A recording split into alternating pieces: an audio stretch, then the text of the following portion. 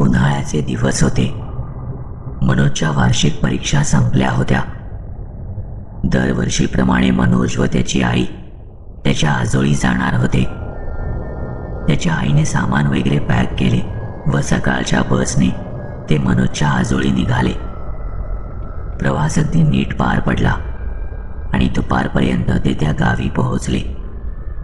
ते गाव अगदीच लहान होते. त्या दिवशी उन्हाचा जोरही खूप जाणवत होता. त्या गावी बस स्टँड वगैरे असे काही नव्हते. एका नेहमीच्या ठरलेल्या कोपऱ्यावर बस येत असे व जेमतेम प्रवासी नेत व सोडत असे. त्या जागेपासून अगदी काही पावलांवर त्याचे आजोळ होते. त्यामुळे अवघ्या काही मिनिटात मनोज त्याच्या आजी आजोबांच्या घरी पोहोचला. आजीला चाहूल लागताच आनंदाने बाहेर आली आणि मनोजला जवळ घेत गालावर एक गोड मुका दिला. आजी आणि नातवाचं नातं अगदी गोड असतं तसं त्यांचंही होतं. जितके त्याचे आई वडील जीव लावत नसत तितके आजी आजोबा लावत. त्यांना तिथेच थांबायला लावून ती पटकन आत गेली आणि एक भाकरीचा तुकडा हातात घेऊन आली. त्या दोघांवरून तो तुकडा ओवाळून दूर टाकून दिला आणि मग त्या दोघांनाही आत बोलावलं. मनोज दरवर्षी गावी यायचा म्हणून त्याची गावातल्या बऱ्याच मुलांशी चांगलीच गट्टी जमली होती. जसे तो गावात आला आहे याची खबर मिळाली तसे साऱ्या मित्रांनी त्याच्या घरी मोर्चा वळवला. आजी आजोबा दोघेही खूप खुश होते म्हणून त्यांनी खाऊ चॉकलेट सगळ्यांना दिले. संध्याकाळची वेळ झाली होती.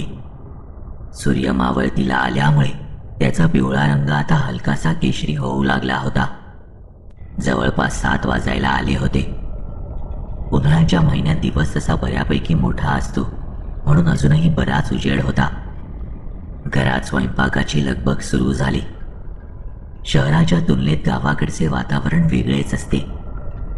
जेवणाची तयारी जेवण हे जरा लवकरच आटोपतं.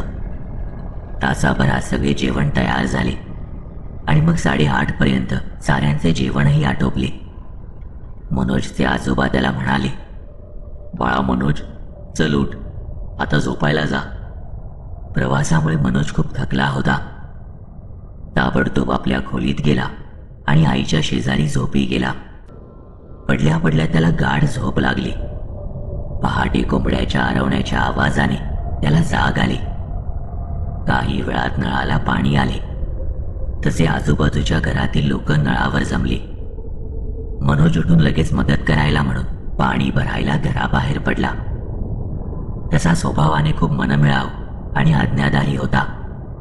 आपल्या आजी आजोबांना त्रास नको म्हणून सकाळीच उठून तो पाणी भरायला आला. त्याचा संपूर्ण दिवस आजी आजोबांची मदत करण्यात गेला.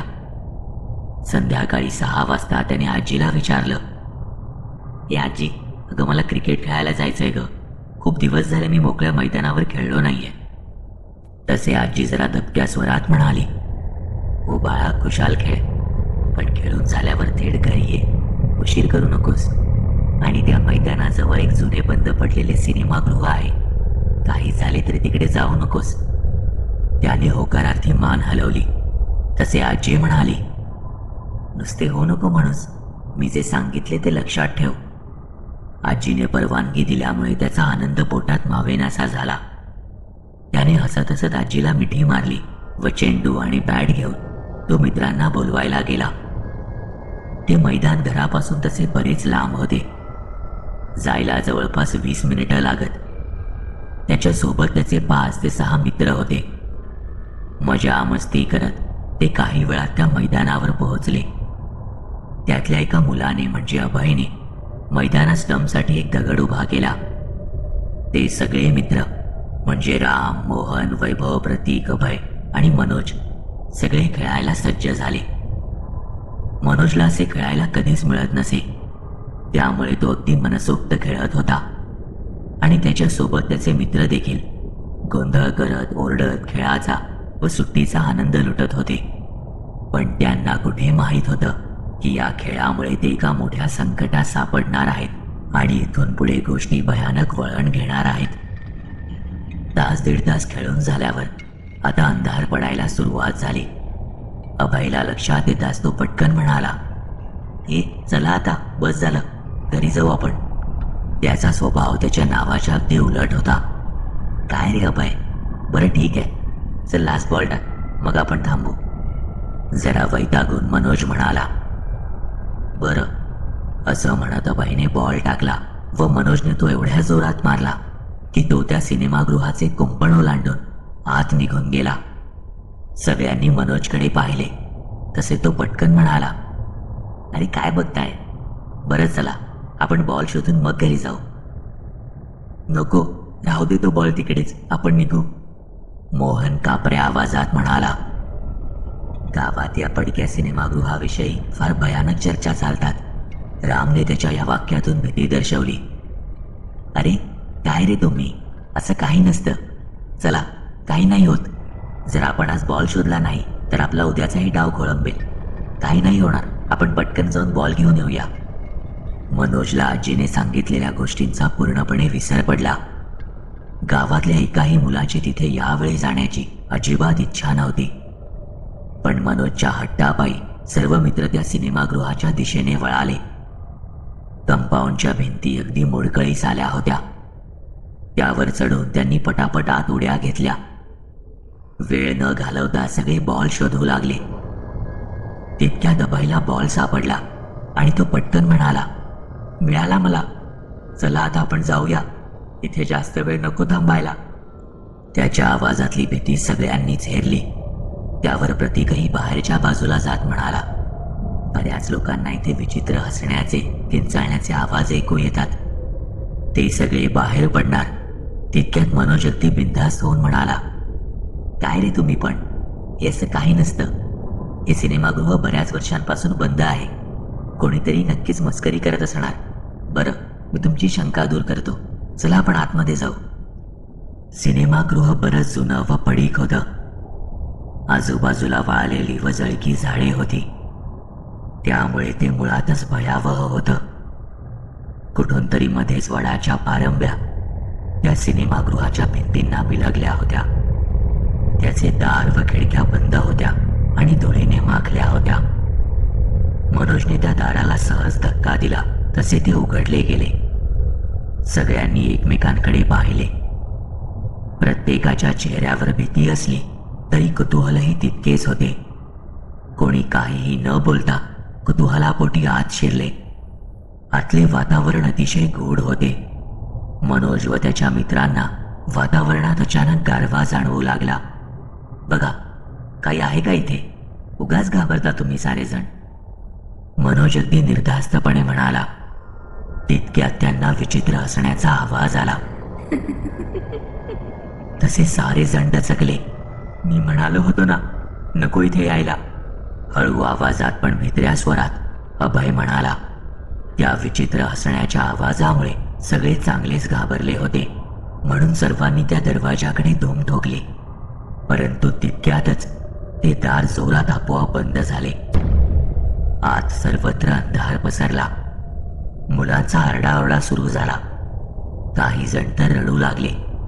मनोज जोरजोरात दरवाजा वाजवत ओरडू लागला. त्या अंधाऱ्या पडक्या सिनेमागृहात आता ही मुलं चांगलीच अडकली होती.